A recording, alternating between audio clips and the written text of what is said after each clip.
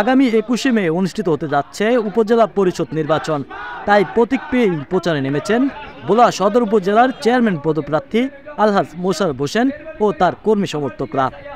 আসন্ন উপজেলা পরিষদ নির্বাচন উপলক্ষে ভোলা জেলার 3টি উপজেলায় প্রতীক বরাদ্দ দেন জেলা নির্বাচন কমিশন।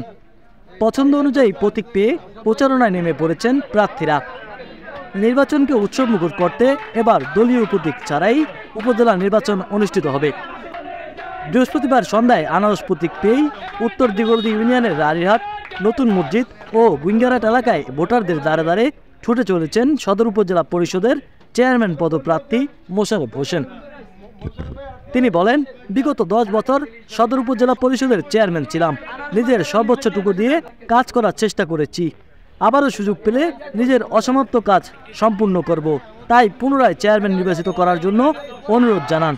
তিনি ভোটারদের খোঁজখবর নেন এবং কুশল বিনিময় করে আনারস প্রতীকে ভোট প্রার্থনা করেন। Sohel Rana, news desk.